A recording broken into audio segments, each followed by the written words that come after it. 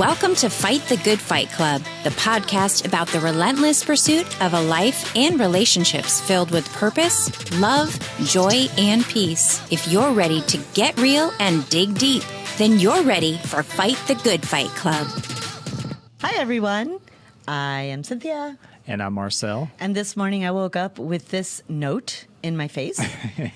And I thought, oh, it's so sweet. Marcel left me another love note. And it said, Lesson 21, I am determined to see things differently over.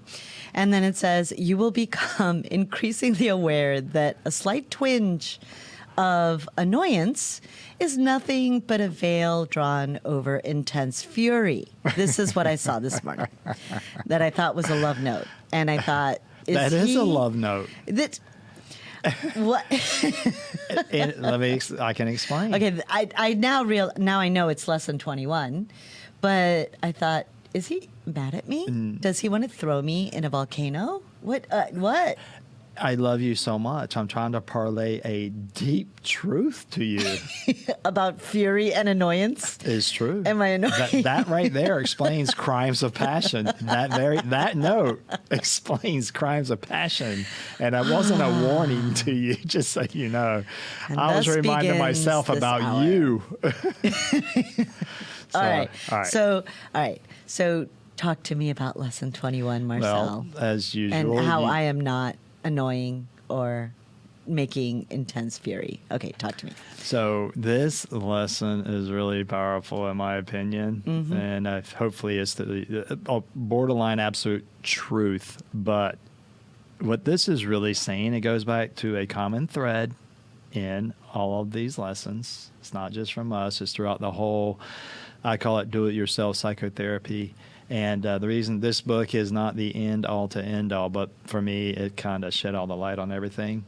So, So for our newbies, yes. we take lessons from A Course in Miracles, and we talk about it, Yeah. and then we talk about us, relationship, Yes. ourselves, relationship.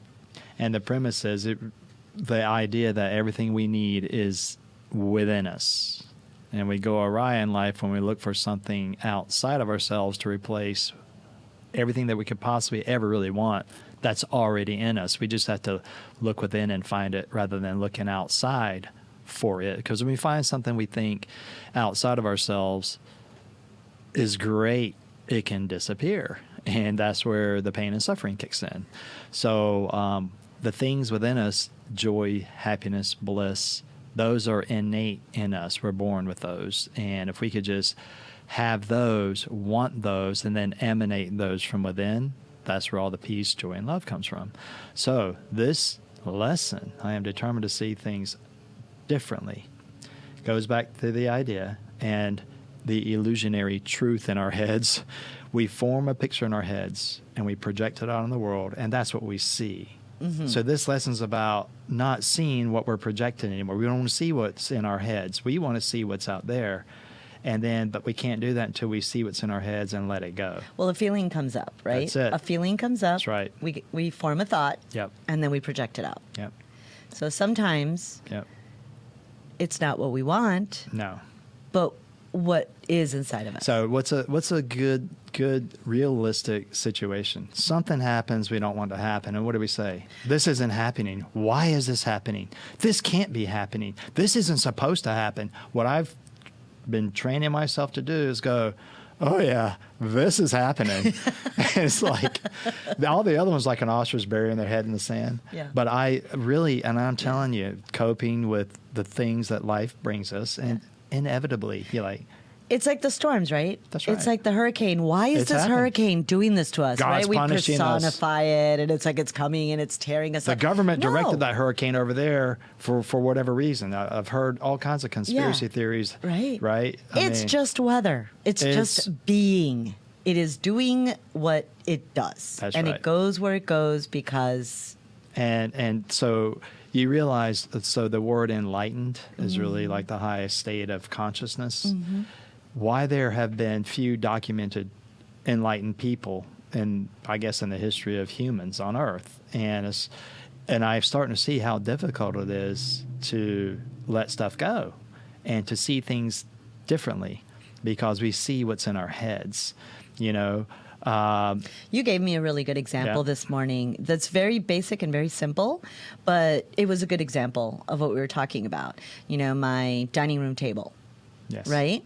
You said, because I asked you to explain this to me, and you said, look at that dining room table. You can hate the table. You can look at it as something that you got in your divorce. And every time you see that table, it reminds you. What else about the table that you've told me every time? The chairs. Oh, I love the chair. Well, I told you I redid the chairs. I love that about And? the chairs. He kept two.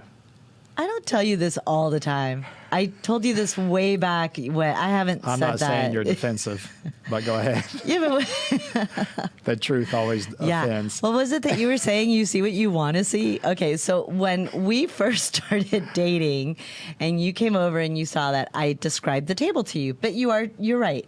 I said, this is a table that I got it from, we acquired that table from my dear friend of 30 years. Yeah. It's a 100-year-old table.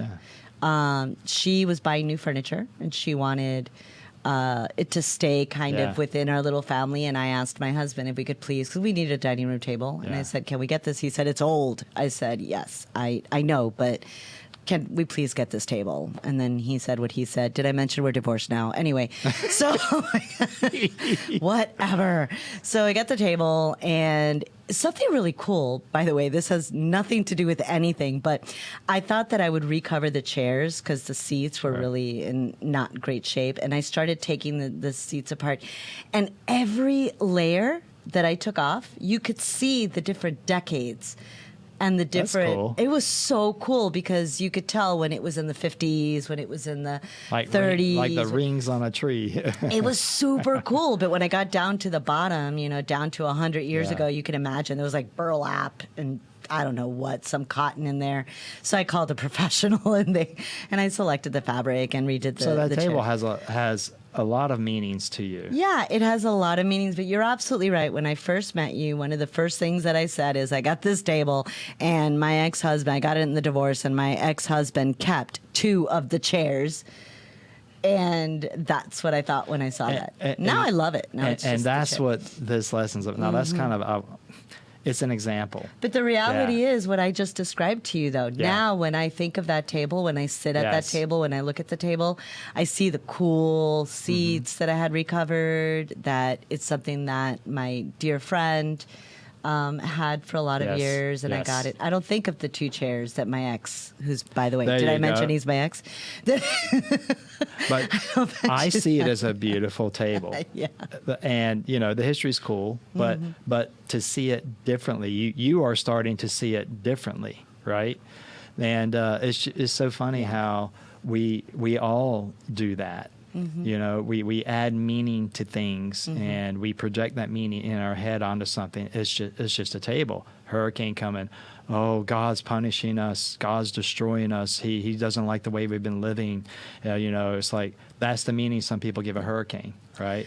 Other versus, hey, this hurricane's coming. Let's make sure we got everything prepared and deal with it that way. And don't take it personally, right? You had mentioned yesterday you wanted to tie in.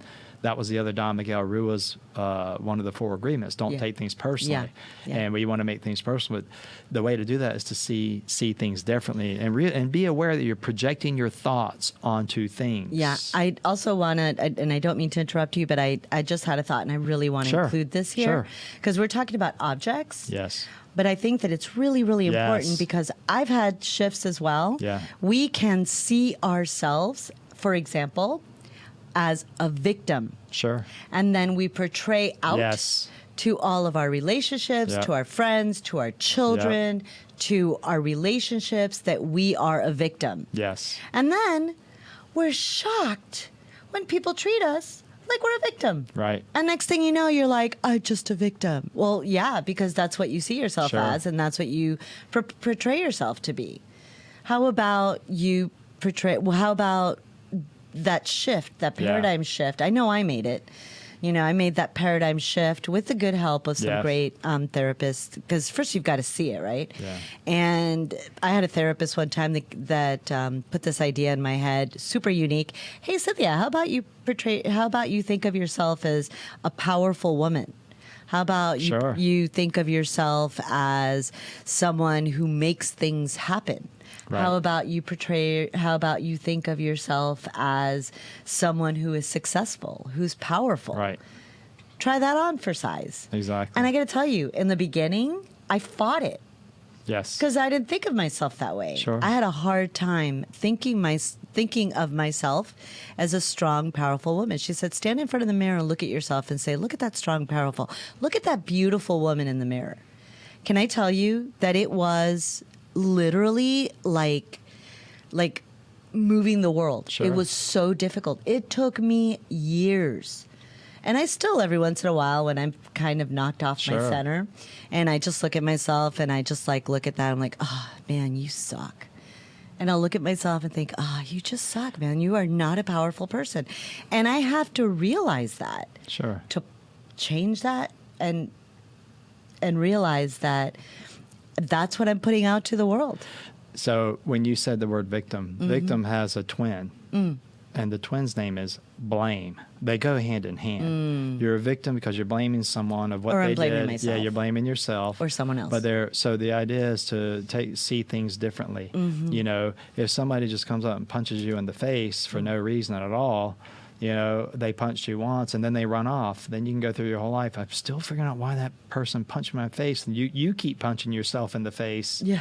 That guy, whoever did it once. Yeah. So then you just go, I mean, this is a really stupid example probably, but No, it's it a great really example. proves the point. Yeah, it's a great I don't example. know why that happened, but it happened. Mm-hmm. And I'm just going to move on. And then you can go, but you reinforce it Mm-hmm. over and over. Man, this person come up, and we would all probably do that. This Yeah. stranger just punched my face and ran off. Yeah. And you can sit there and dwell on it. Meanwhile, while you're dwelling on that, you're continually punching yourself in the face, and then you're missing whatever else is going on in front of you. So seeing things differently, and is extremely, extremely valuable lesson of mine. It's really foundational, as we discussed. And before I forget, you said something earlier. You said you're right, and I'm becoming more and more aware of the ego. For a moment, that inflated my ego a little bit. Hey, I'm right. I don't want to be right. For a moment. So I'm not telling you how to. This is true. It's one of the things that I love about you, babe. You're big Jew. Well, you know what the truth? I'm tired of being right. Remember that from Jim Carrey when Ace Ventura, Pet Detective? Man, I'm tired of being right. But no, what I really would like to hear is, you know what? That makes sense. The truth that is there is being uncovered to me. But really, I That's a don't little- want to be right. I just don't want to be alone anymore trying to search this stuff out. That's where we're trying to find the inner truth within ourselves together, right? Yes. That's what we're trying to do. Because our relationship's not a dumping ground for your crap or my crap. That's right. I deal with my own crap, and I'm trying to get rid of it. And you're Yeah, and trying I'll deal with yeah, mine. There you go. Don't roll around in my crap. So how many relationships have we been in where someone else's crap, and unbeknownst to us looking back, we also dumped our crap on them? Yeah. And we do. And so I don't want to do that anymore. And I think that's the first major premise of a good relationship, and is realizing, hey, I've got stuff in me that I'm trying to work through and get out. I'm starting to see how easy it is that this stuff isn't tough. Why does it seem so hard? It's because there are Because convolutions. we've spent a That's right. lifetime hammering these lies and Yeah. these falsehoods into our heads. Yeah. We believe it. So Yeah. now we have to unbelieve Yeah. what we've convinced ourselves Yeah. of, and then believe a new truth Yeah. that would make us happy and give us peace. Wouldn't it be crazy if everybody walked around living their truth?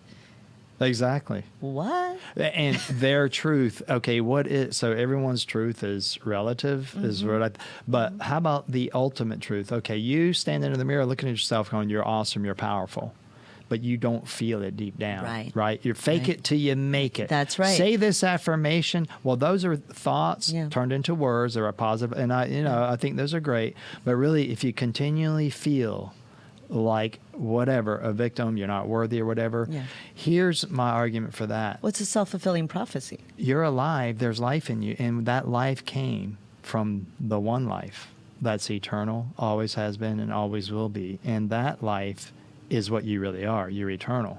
So that's why you're awesome.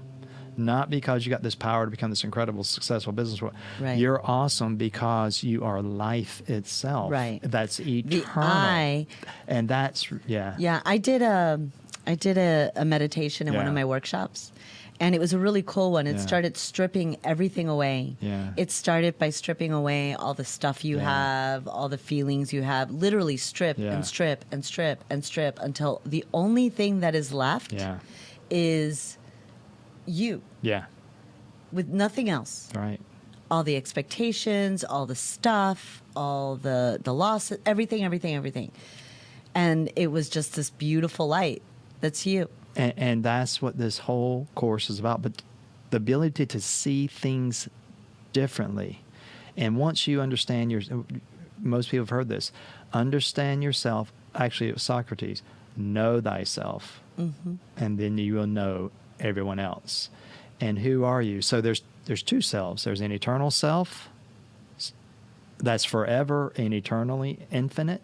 And then there's the limited self on this earth, the human persona that we develop, reputation, all that stuff we strive to develop in the world of interacting with other humans, right?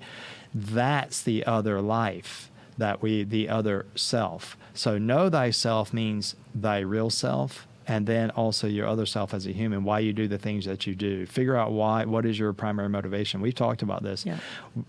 Who was it? Eminem. Eminem wrote all them songs. Yeah. Yeah, Okay. we've got to go to break. Okay. Hold that thought with Eminem, and we'll be back on the other side of the break. We'll be right back. You're listening to Fight the Good Fight Club with Marcel Pope and Cynthia Cintrón. If you like what you hear, subscribe on YouTube or your favorite podcast app. Also, like, follow, share, and comment on social media to keep the conversation going. Thanks for supporting Fight the Good Fight Club. All right, and we are back.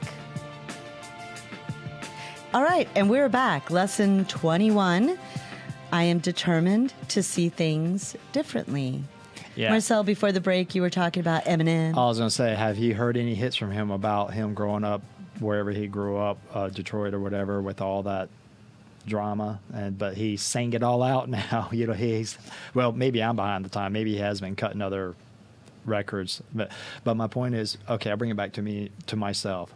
I'm running out of anger and fury in myself because I've worked through it all and realized why I was angry.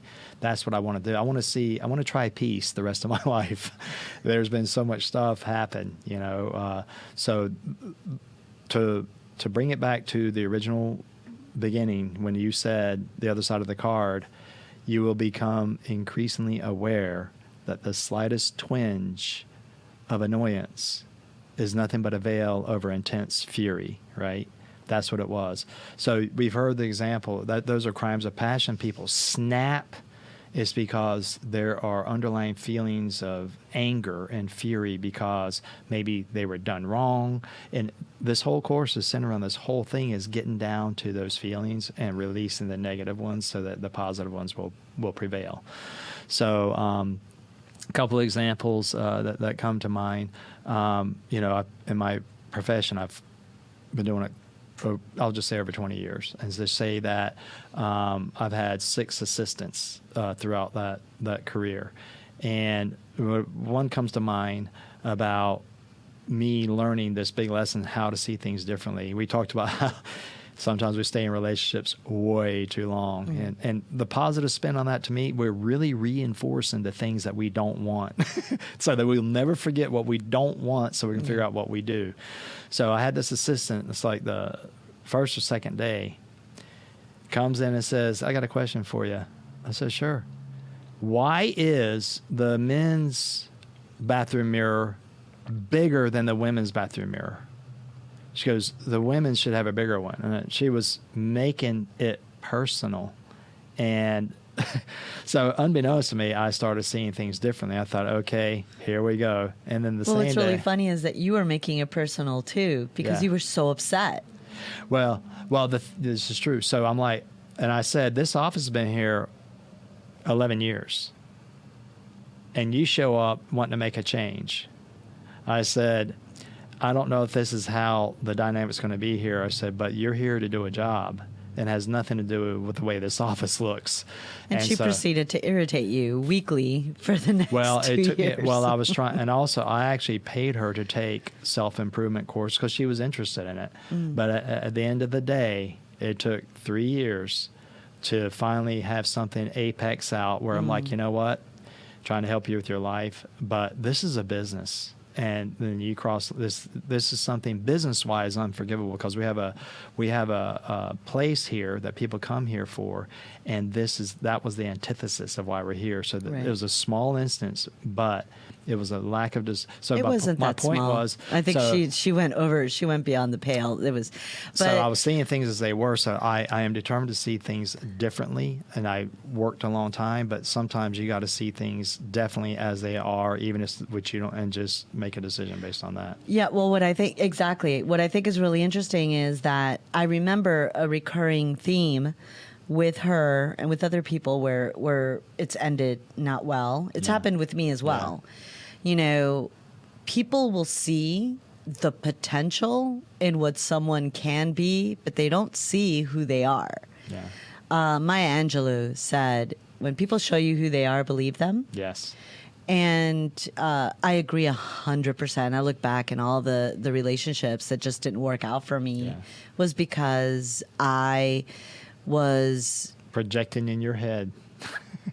well, I'm not sure. I think I just wasn't looking. I just wasn't looking at what they were. Sorry for trying to put words in your mouth. Thank you. Sorry. Thank you.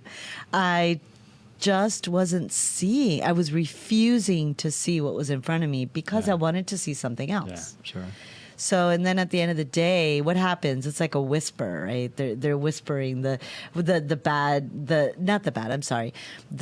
situation that you don't want to see, whatever it is that you don't want to see. It's like a whisper, and then it gets louder and louder and louder, and then finally, right before something, a divorce or a breakup or a firing or whatever the case is, it is screaming at the top of its lungs.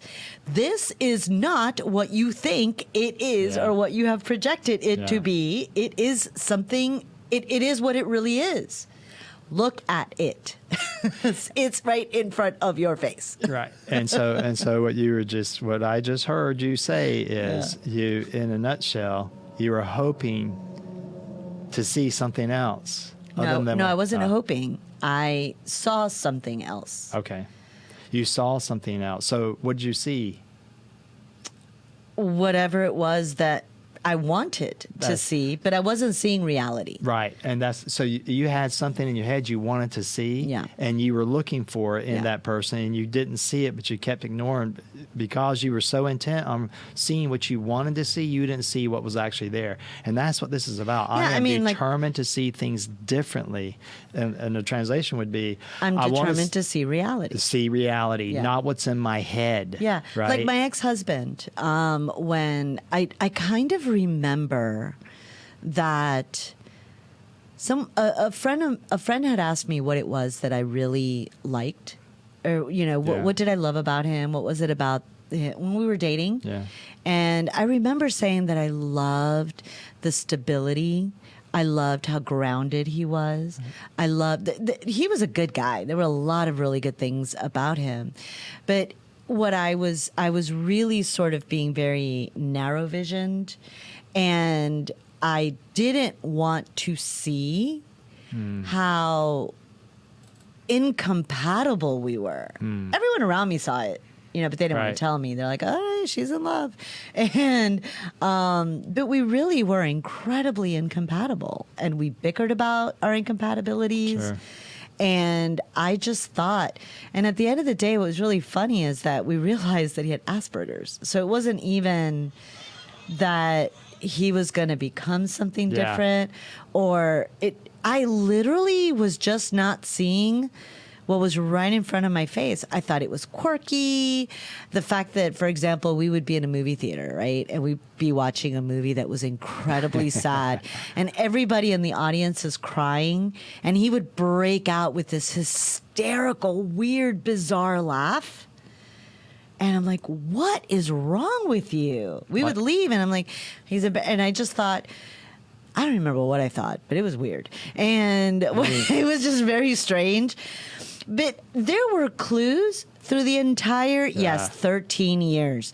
There were clues that this was never going, like I was never going to have that emotional thing that I really, really needed from him because he was incapable. Sure. I just thought he was quirky, or I thought, oh, he's so brilliant. And he just, I don't even know what I was thinking. But honestly, when it finally dawned on me, the reality, when the goggles came off, the rose-colored glasses, I don't know what it was. There was one day I'm sitting there, I was editing an article on Asperger's. Yeah, okay. And I'm like editing this article, and all of a sudden I'm going down this checklist. It's funny, it's sad. And it's like, oh, interesting. Yeah, he's like that. Check. Oh, look at that, number 2. It, the aha moment. Oh, he's like that. Check. 3, check. 4, check. 5, check. 6. The blood's rushing out of my face. Check. 7. It's like, Oh, it's not the aha. It's the oh no moment. And I get all through 10 and I look at it. This is real. Like, this really happened. Yeah. And I got up from my desk and I just kind of looked up. It was like a movie. I just kind of looked up and went, holy crap. I got up from my desk, walked into his office, into the doorway, and looked at him and said, I think you might have Asperger's. And he literally just turned around, looked at me and said, yep, I do. And went back to what he was doing. And I turned around and walked back to my office and sat there. It was like, what? He never told you. No, it meant nothing to him because he has Asperger's. Sure. It's just a fact. Yeah. He's like, yeah, whatever. It just went back like it was nothing to him. It was just a thing. And I went back, and again, I'm sitting there going, oh my God. It's so funny. There's a TikTok audio of a little kid going, what the hell? What the hell? What the hell? And this is what's going on in my head. And this was my entire relationship. And then I asked for divorce, and then I left. And nothing ever changed because he was just being who he was. And not for nothing, and believe me, I'm not, quote, taking his side, but he just stated a fact, and that was it. And you could go reeling, oh my God, if I'd have known this in the beginning, if I'd have known this or that. But it's like, oh, there's a hurricane coming. Okay, let's prepare for it. He had no emotion about it. And I'm not saying that's the way to be. It is what it is. But life is sometimes easier. I'm the one that didn't see what was happening. Now, I have girlfriends that are married to people. I mean, Dan Aykroyd has Asperger's. There's absolutely nothing. They're super hyper brilliant. They use this other part, which I loved, by the way. I loved his brilliance. But he was never going to be able to give me, Cynthia, or provide. I was never going to, in that relationship, get what I was looking for. Sure. But I have other friends who are in relationships with people who have Asperger's, and they're super happy and in love, and they're great. So it's really a personal thing because those women and those men are compatible. Yeah. They find in each other what they need, and it's a fulfilling relationship for them. For me, I need to have a back and a forth. Like I need to have, and I'm okay with that. Right. Some people might say that's a fault. You and I have had conversations about it, but I want to be in a relationship where someone sees and participates emotionally with me in a way that I want to because I'm human and this is what I desire. Right. So it's not to say that he was wrong. Sure. It just wasn't an emotionally fulfilling relationship for me. So does that make sense? 100%. So it doesn't. You aren't. Yeah. Let's say it a different way. Wife not happy, life not happy. Okay. Right. So, but it's true. See, you torture my existence on a regular basis. This makes me happy. But ultimately, all paths lead to Me? You? your. Now you're putting words in my mouth. I'm sorry. I'm sorry. You were going to make a wonderful point. Go ahead. Too late. You ruined my life by ruining my point. All right, take two. No, I believe all paths lead to the ultimate truth because there's a quiet voice trying to steer us toward the truth. It's the absolute truth, and it's a still small voice within. And so, what I think it works for myself is knowing that I'm always seeking deepest for the highest, and trying to figure out, okay, I come way beyond myself personally to know that there's nothing outside of myself that's going to make me happy for an enduring length of time. I will only be happy when I feel that I've really sought the things that you cannot lose, the truth within myself that breeds happiness, stillness, and joy that I can never, it's there, it's mine. I just need to learn how to embrace it. Now, let me because ask there's you so a many question. distractions in this world that appear to be a greater form of happiness. And we see this all the time. People who reach the pinnacle of success, all of a sudden, they off themselves. Yeah. And it's like, oh my gosh, they just So let me ask you a everything. question. Yeah. Because we're human beings, Sure. and we are going to inevitably, there are 5 basic human emotions, and we feel them because we're human. Sure. So there's going to be anger. Sure. There's going to be fear. There's going to be shame, along with the happiness. Right. Guilt. So, regret. yeah. So we still have, hopefully, 50 years left on this planet. Lord knows, could be less, could be more, could be a day, could be 50, 60, 100, who knows. But let's just say, for the sake of argument, we have 50 years left. Well, you're still going to feel, we're human, you're still going to feel anger and sadness and Right. fear. So how do you reconcile that with the desire to just live in absolute bliss? What do you do? How do you live that life? I think it's being aware, and that's what this lesson mentions. That you will become increasingly aware. You will become increasingly aware that the slightest twinge of annoyance is nothing but a veil over intense fury. And I think so. The intense fury usually comes from a negative point, right? Anger, hatred, malice, all these things, these grievances that we hold and hold others accountable for the way we feel, but we manage it in society. We keep it down, keep it repressed, keep it suppressed far too long. And then someone snaps, and it happens, seems like it's happening frequently. Somewhere someone snaps and then, does the craziest thing. They take a lot of people out and then take themselves out. Yeah. And But it it's like- doesn't have to be an extreme No, either no. on the day-to-day. So to answer your question about, how do you, and that's where the Eastern philosophy of yin and yang, all good has some evil and all evil has some good. I believe it's the fact that our minds seem like they're split. Our minds are really whole, if you believe in that philosophy, but the amount of willpower we have over a portion of our mind, we're abusing it and misusing it to go on to the dark side and form an ego that wants more, that judges, that makes you feel better than someone else, always wanting to be right. And so you're vacillating. Step back. You know what? I don't want to be that way, because that is a natural inclination of being human.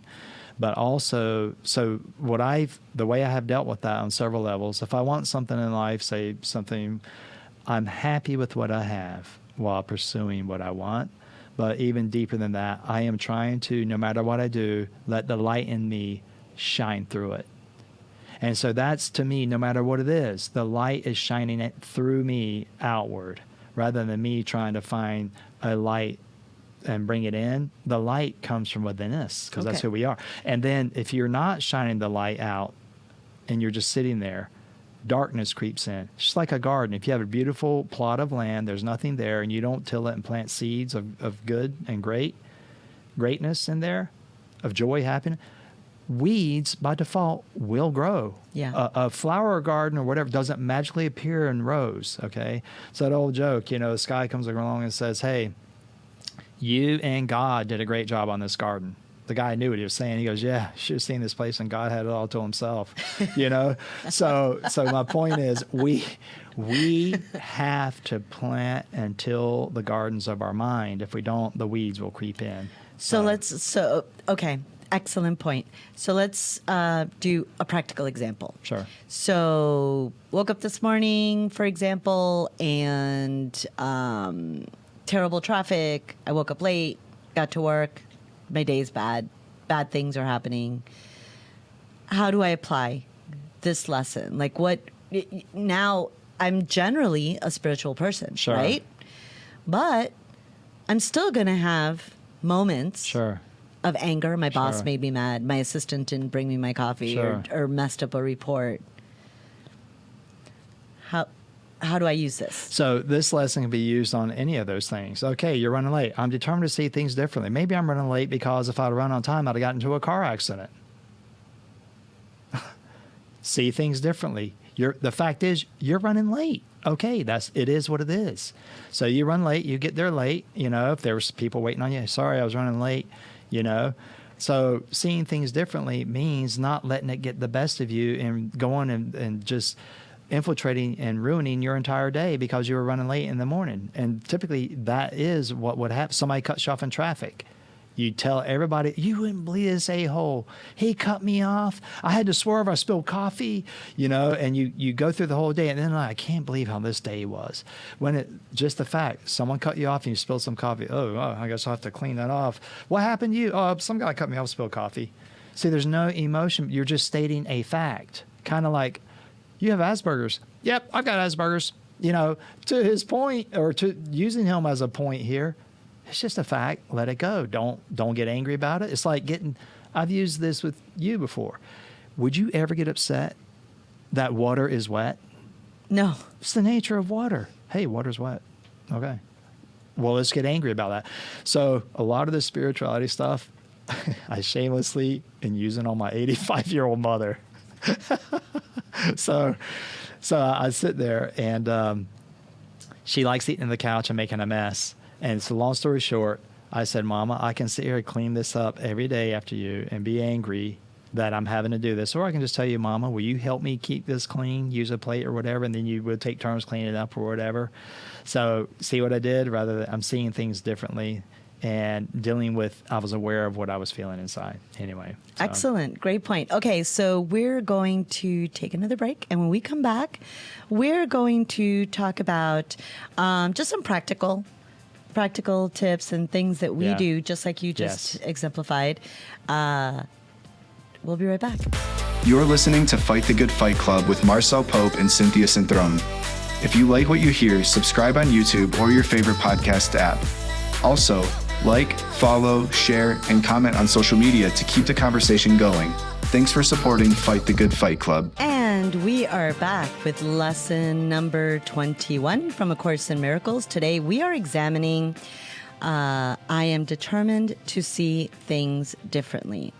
There's the way things are, how they just exist, and the way we see them. Correct. That's a great concept. So seeing things as we want them to be rather than as they are. And so you had asked a question before we broke about how do you apply this stuff on everyday life? And it's like a new skill set. You know, if you've never bowled or anything and you go try to bowl the first time, you may fall down in the lane, but after a while, you just keep practicing. You may not bowl a perfect 300, but you will get better. And I realize this is the same way. So I'm coming up. I can't wait for January, but I am enjoying the now to start the lesson. I'm going to continue to do it the rest of my life, but I've noticed now it's really taken root, and I'm really able to apply these lessons. Remember one of the first ones I mentioned to you? I can see peace instead of this. So that's seeing things differently, isn't it? Rather than seeing the turmoil in it or projecting turmoil onto a situation. Yeah. Oh my God, I can't believe a hurricanes. Why is this happening? There are more hurricanes this season. Why are so many going through the Gulf and hitting Louisiana? What is going on? What's going on is you get some weather patterns off the west coast of Africa that sweep off, and they just start forming these wind patterns. They go over warm water, and it's just statistically we've had more this year. Yep. It's a fact. Worrying about it, stressing about Yeah. it, fretting about it is not going to change the wind patterns. Now, being human, it's awful. You know, sometimes, have you ever, throughout the day, I got to take a shower. Next thing you know, it's 9 o'clock at night, and you take the shower, or you don't. Yeah. And then when you take it, you feel so good. Yeah. I remember when Katrina hit, some people weren't able to shower for like weeks. Yeah. And then I thought, oh my God, just the basic dignity of being clean, being able to take a shower. So yes, I do think about it, and it does make you feel bad. Yeah. And then you know what? How can you help those people? By being the best person you can be. Yeah. Is the way I've always thought I'd help this world. Don't add to the bad, add to the good. So you want to say something? Yeah. I work with a business coach. Okay. And it's funny because I don't like to be told what to do. I've got a pretty strong character. That's a revelation. Let me make note that I was enlightened. How you don't like. Okay. I am a recovering type A, crazy double, triple A plus type A crazy Hey, person. this is as spiritual as I can be. You are failing at it. Okay. Yeah, I'm just right. kidding. I'm joking. But You're awesome. yeah, so but I think that becoming humble Yeah. and really sort of becoming aware of what Yes. it is that you want to Right. make a change. Yeah. And when I first started working, with this coach, I want to say about a year ago. Yeah. And I remember when we first started working together, I hated it. Yeah. If I didn't do at the end of each session, we highlight 3 measurable things Yeah. that I'm going to do before our next session. And, you know, I'd get caught up in doing what I was doing in Yeah. my business, things would happen, and inevitably there would be times where I didn't get those 3 things done, or I Yeah. rushed to get them done prior to the lesson, so that Okay. or the coaching session, so that I could say I did it. Yeah. But I just did it just to get it done, just to Sure. say I did it, because Went my through the type A, motions, yeah. just to get it done. And it was like this mess, and it didn't feel authentic, and it didn't feel good. Sure. And so increasingly, our coaching sessions were stressing me out. And I wanted to quit. And I kept trying to quit, and she wouldn't let me quit. But I really didn't want to quit, because if I really wanted to quit, I would have said to her, look, this is great. I don't want to do this anymore. It's stressing me out. I'm done. There was something in my mind that said, you know, this accountability is good. This is different. Sure. And I had a conversation with myself about the fact that I didn't want to do it, and I was creating all of this noise in my head. Yeah. The reality is, the bottom line, I was aggravated with the accountability. Yeah. Because I wanted to do what I wanted to do, Sure. how I wanted to do it, without Right. somebody telling me, or she wasn't, and the reality is she wasn't telling me anything. She was just coaching me. Sure. But I didn't want the coaching because I wasn't accomplishing what I wanted to accomplish. So fast forward a year later, now we have our conversations. So when I don't finish something, I have honest conversations with her, and we actually break down why I am meeting goals, why I'm not meeting goals, and I'm becoming much more realistic, Sure. much more on top of the table, much more humble. And a year later, I'm doing, my business is thriving. It's doing really well. I look forward to our coaching sessions. Yeah. Even if I haven't fulfilled, we talk about it and we renegotiate it. But the reason I'm telling you this whole story is because I am achieving goals because I became really humble, really realistic, really authentic, and I'm starting to see things for what they are. You're seeing them differently from your own perspective, right? No, I'm seeing things for what they are because I'm seeing the reality. Not Not what's in your head. Not the story that I want to tell myself. Not the story. Yeah, not the story that I want to tell myself because I want to see it differently. Yes. So I'm projecting on you what's in my head. Yeah. Because what I'm trying to see is, okay, is this in my head or is this out there? Yeah. You know. So This is a good example. Sometimes with your absolutely. partner, you don't see the exact same thing. Yeah. And that's when you and I have a back and forth with something, what I'm realizing that we're doing with so much ease is that we're both kind of pulling back, going at the same time, sort It's of awareness. seeing, yeah. And, you know, sometimes too, I call it a kick in the pants. It's like when we showed up, Jesse said, Marcel, I want you to speak closer to the microphone. It was like a directive, but it wasn't an order. But I needed to hear that because I do forget. So if you notice, I've been doing what he requested of me in a professional way. So it's true of anything. Sometimes you have You people. could have taken that as a criticism Sure. and said, what? You don't No. know what? I haven't, you know, you could have spiraled. Everyone's here for everyone's best interests, right? And so I find that when you set a bar for for people, it's like my mother's 85. She's been here a year and a half living with me now. She has doctor's appointments. The first one she missed, I came home to get her. Mom, what are you doing? I love her answer. I'm sorry.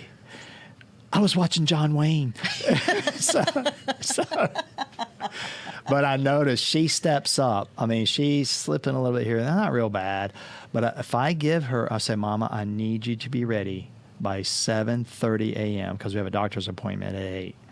She steps up, and she usually wakes up at 4 for the 7:30. I mean, I noticed she will step up because my mother was always on top of things. Yeah. She was independent. She worked. She didn't depend on anyone but herself. Did you see how Yeah. you made that shift? I love, and this is, you know, for our listeners, this Yeah. is really cool because there are times where we could be saying, using this example, you know, my mom's always late. She's always running late. And we just create this Yeah. drama Yeah. around situations when you kind of, you stood back and you're like, what do I want to accomplish?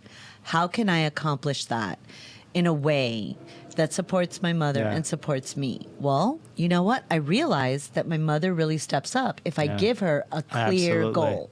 So you figured that out Yeah. instead of, you know, being in the drama. She's always late. Da da Yeah. da da. You didn't. And I think that we do that. It's funny because we love our partners, but we set them up for failure all the Yeah. time instead of trying to realize what we want to accomplish Yes. and then helping to set them up for success. And now you'll have people that say, well, why do I always have to be the one that does it? It's like, Sure. no, you don't. Right. But if somebody doesn't step up, if somebody doesn't start stepping up Yeah. and being responsible for their behavior, for their Yeah. own behavior, then it's going to be what it always is. Yeah. And so, exactly. So you were saying you were in this marriage for 13 years or whatever, that was really, it was done, but you were just going through the emotions or whatever.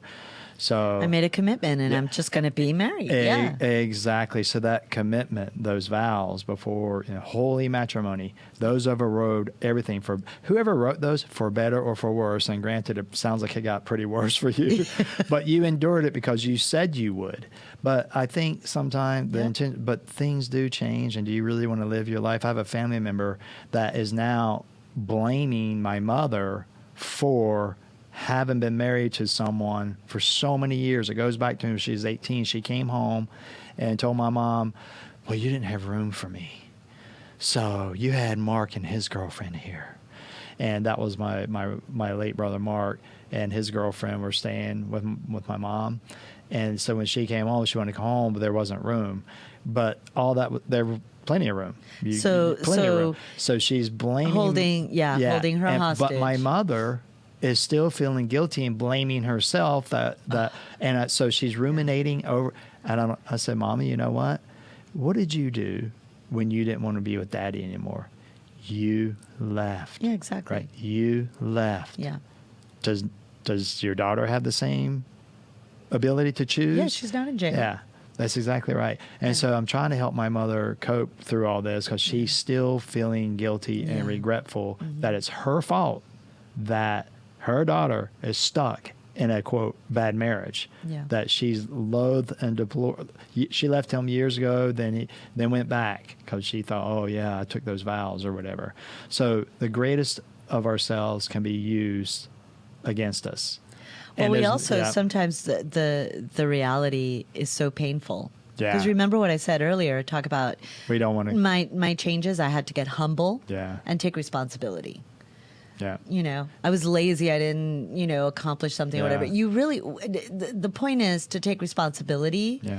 and have wide open eyes. Yeah. Don't say that you want a great marriage if Yeah. you're not going to participate Yeah. in being great in your marriage. Yeah. Right? Exactly. I mean, because I definitely, I talk about my ex-husband, but I take full responsibility. You spend a big chunk of your life, a quarter of your life there. Yeah, but I take full responsibility for the fact Exactly. that I chose to see what I wanted to see. That is huge. You Yeah. know, we both went into the marriage for really honest reasons, but the reality is if I had, I was at a point where I wasn't talking to my parents. Yeah. I was alone basically in this world, Yeah. and I really wanted a family. I wanted stability. Yeah. And there's nothing wrong with that. But the reality is that I wanted something that he was offering, Sure. and I wasn't looking at our relationship Sure. objectively. Sure. For crying out loud, I was traveling for 3/4 of the time. I wasn't even in the relationship 3/4 of the time. So I think what I'm trying to do now, not what I'm trying to do, trying is a terrible word. What I do now is that when I come up against something Yeah. that I feel angst about, and I do this, you're a really great help with this as well. When if I've been complaining about something, and you'll say to me, you've mentioned a couple of times that you don't like X, Y, and Z. Have you looked at that? Yeah. And then instead of getting angry or whatever, telling you what you should be doing. Yeah. Yeah. Yeah, it's not. yeah, exactly. But bringing it to me in a really the same way that I've done to you. Yeah. There was something recently that I just felt that I heard you say over and over, and I said to you, "Have you examined this?" Sure. And then just give it as an option, as an observation, Sure. as a support, not with the expectation that you're going to say I'm right, Right. not with the expectation that I'm going to say to you that you're right, but just providing that awareness or opportunity for awareness. There was that good example of that one person in your life. I finally told you I've had enough of her because if she dumps on you, you're quote dumping it on me. I'm like, I've had enough. She's wasting my life and using you to do it. And I said, no more, no Yeah, it mas, was a no mas, friendship that was- no mas. And so, And I was think- complaining about this friend all the time, and you said, "You know what? I'm not going to let this take up any more of my time." And I was yeah. so mad at you too when you said that. I was so angry with you. I Do you remember I remember- hung up the phone, and I thought about it. I was after I came down. I thought, you know what? He's right. Do you remember what am else I complaining said? about this. What? You could be taking that time and writing a book or something.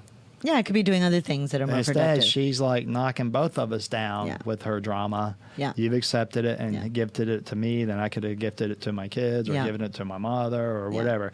It's got to stop. And I You- think. okay, yeah. can I just Sure. say, actually, it's really interesting because you were honest with me. What happened with that friendship, and I think this is Yeah. instructive. I was honest with her, and I actually ended the relationship. And then several months later, she came back Yeah. to me and she apologized, and we had lunch, and we talked about it. We talked about what part we were each playing in Yeah. this, and now she is a part of my life again, but she's a limited part. Like she's my friend. I Yeah. love her. I love her. She's Sure. a good girl. But now we have a relationship that is honest. Yep. We say reality to each other, and we don't step into those areas that we know are uncomfortable for each other. Right. So, and that's because you were honest with me and I was honest with her, and now we have an honest relationship. And it goes back to what don't take things personally. Personally, yeah. So you had mentioned before, remember Yoda saying to Luke Skywalker, do or do not, there is no try. Yeah. Right? He was lifting out of the swamp. So it's choose a path and do it. And if it's not working, there's an old formula. It's called ROMAR, Record of My Activities Report. First, you figure out which actions. And there's only, in any endeavor, there's half a dozen things that make up 80% of the difference. Spend all your time finding those 6 and focus on those. Okay, and then focus on the activity. And if you're not getting the results, go back and check the activity, because that's what's generating the results. And one last thing along those lines, I am determined to see things differently. So whatever's upsetting you, say, why is this upsetting me? Why is this so powerful here? Why is there such anger coming up, or sadness, or hatred, or whatever? Examine why it's happening. Why are these thoughts running through my head? It always comes down to usually a fear of loss. And so when you see things differently, you don't want to go through a divorce. So you're going to see things you're going to see things the way you want to see them to prevent the divorce. If you're worried about what people will think, how are you going to live? And I've seen so many situations in my life, and I've been in myself. I never wanted to be the bad guy to, quote, break the vow. I figure I didn't know I was doing this, but I'm like, I entered into a waiting game. Let's see who's going to be the bad guy, and I can tell you it won't be me. So let's just see. So we both endure this pain until someone decides to, all right, this is done here. But when I look back, one of my faults with myself is I'm so busy defending myself because I'm being pointed out all the things wrong with me, but the other person's not looking at, quote, their issues, which is defined as what's wrong with them. I was so caught up into buying into the argument, there must be something wrong with me. I literally would need time to think, and I would never get it. And because I didn't take it, and if I did, then I was, quote, being deemed all these names, bad husband. That's the last thing I wanted to say here. Something that's become very powerful for me is quit using names and labels and stating facts. And instead of saying that person's a jerk, well, that person will come in, they'll step in front of someone else in line, and they'll pour the coffee, take it all, and then put up, not even make any more. And it's like, state the actions, the behaviors, but get away from labels. And this has been very powerful for me. Really powerful, is to quit name calling, quit judging. If you stick to remember dragging that, just the facts, ma'am, just the fact. Stick to the facts, and you may be able to see things differently. And I think that was the nugget we talked about. State facts only. Remove all the emotions, all names. Okay, a hurricane is coming. That's a fact. What do we need to do? We need to prepare. Okay. Not, so you're saying strip away the emotion? Strip them away. And do the fact, and then look at it. Yeah, and if you can't, how do you do that? Write it on paper. How do you feel? I feel that this hurricane is the wrath of God because of the way the world's been. Okay, write that out. And what's then the look next at thing? it. And do that get your emotions out of your chest and on paper. Instead of dumping them on everyone who will listen around you.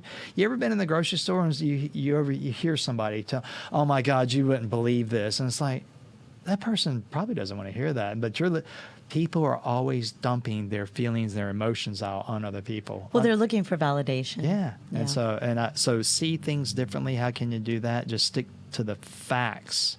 Yeah. You know what? You read through the 7 facts of Asperger's, right? You saw 10. the facts. 10. You saw the 10 facts of Asperger's.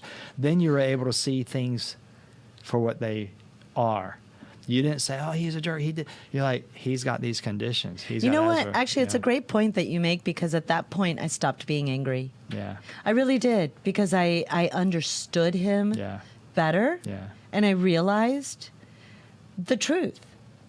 And it removed how much anger out of you? So much. The facts removed the anger. Yeah, it really did. Yeah. It really, really did. You must have said a prayer the night before, God, please help me figure this out. And I'm sure I said a lot of prayers. I'm sure I said a lot of prayers. It was a rough time. But great point. It removed a lot of anger. I remember when I was talking to my therapist, and I had a session afterwards, and he looked at me and said, yep. He goes, how do you feel about it? I said, I feel good. Yeah. Like, I totally get this. He said, what do you want to do? I said, I'm going to ask for a divorce. Yeah. Because he's just not capable of providing what I need. And then I went about, doing what we needed to do, and we moved through it. And, that going through a divorce with somebody with Asperger's is a totally different story. But, but I moved through it pretty quickly. But to your point, Last point right here, writing it down, sort of seeing what really is, strip away the emotion. Yeah. Put the emotion over here. Put it over there for a minute, and then just write the facts and look at it and see what you get. Okay, I know we're running over real. So that was your last point. May I have mine? Yes, please. I had a family member that was going to go through a divorce. He was really broken up. And I said, get a piece of paper and write down all your feelings. And halfway down the page, it dawned on him, he wasn't happy. All he was focused on was the other person's happiness. He realized he wasn't. It suddenly lifted this cloud of emotion away from him. He saw clearly it was the best for both of them. And then the last thing, we didn't talk about the actual exercise in the lesson. Did. Yeah, you did. Yeah, you've I said am it a couple of determined times. to see things differently, but I am determined to see so-and-so in a different light and then look at the facts. So this is a really powerful lesson. It's really foundational. Really powerful. It's about getting honest with Yeah. ourselves Yeah. and others. Yeah. I love it. You're so smart. You see and think what you are. Thank you. Aw. Am I You're beautiful. I know you. I'm so in that's this case, conceited, I am but, determined not to see things differently because I think you're brilliant. Thank you. And I believe that, and no one will ever change Well, that. you are too touche. Aw. All right. We're going to go have I'm going lunch. to stick to the facts. You I'm gonna are go beautiful. Oh, thank you. You're so handsome. Okay, we're going to go spend some time together right. seeing things as they really are. All right. All right. And that's our show for today. Thanks, everyone. Thank you. Reminding you to go to our website for nuggets and where to download our podcast and all that good stuff. Until next time, wishing you peace. And may you see things differently to help you on this journey. Namaste. Namaste. If you enjoy our podcast, we invite you to subscribe to Fight the Good Fight Club on YouTube. Hit the notification button and give us a thumbs up. Also, head over to fightthegoodfightclub.com and sign up for the newsletter, read blogs, and more. Thanks for listening.